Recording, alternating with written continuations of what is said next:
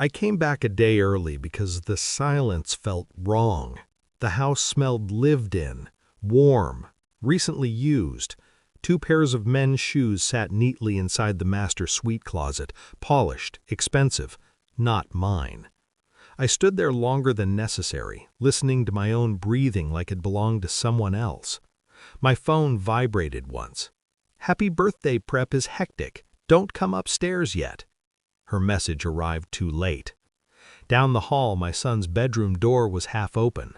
He was sitting on the bed, knees drawn up, eyes fixed on nothing.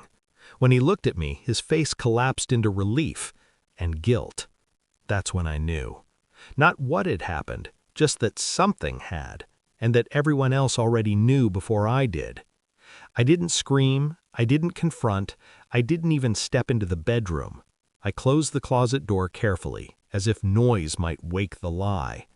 Denial is loud, it begs, it explains. I didn't give it air. Instead, I watched. I noticed how her phone never left her hand anymore, how she showered longer, laughed softer, apologized faster, how my son flinched when she touched his shoulder, how he stopped calling me dad in public. At night, I counted the spaces between her breaths. There were secrets hiding there.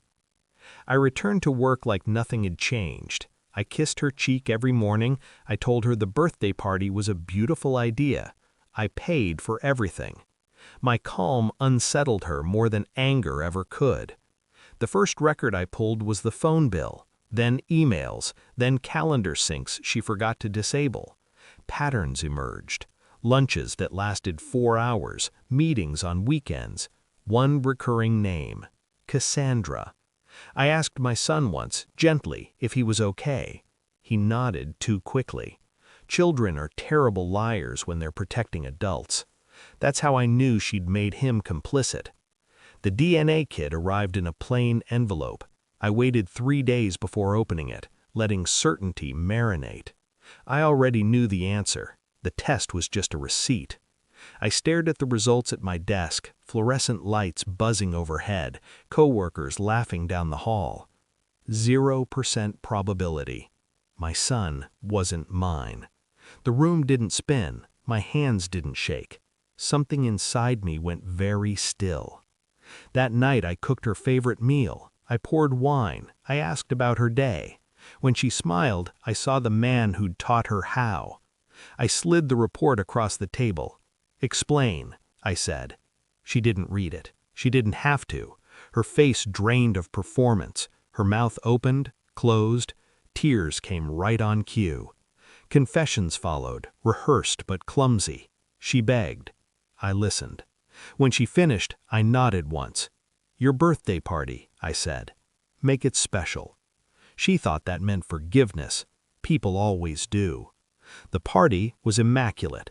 Music low, guests elegant, her parents beaming. The man, Cassandra, stood too close, too confident. My wife took the microphone and thanked everyone for coming. Then she thanked him for being there when she needed a real partner. She handed me a gift in front of everyone, a branded t-shirt, "Divorced." Laughter rippled, cameras flashed. I smiled. I left quietly. 5 minutes later I returned. I walked straight to Cassandra and handed him a folder, employment records, HR complaints, emails he thought were deleted. His face went gray as his boss read the first page. I took my wife's arm and whispered, "Check your phone." 157 missed calls followed me out. By morning, Cassandra was fired. By night, my wife was served. By the end of the week, the house was sold out under her.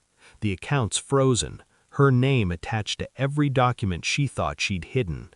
She showed up at my office once, hair undone, voice shaking. "I never knew you," she said. I didn't look up. That was the point. I live smaller now, quieter. My son stays with me on weekends.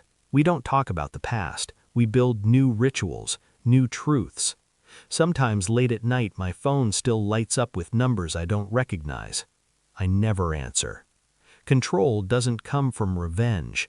It comes from knowing exactly when to walk away and never look back.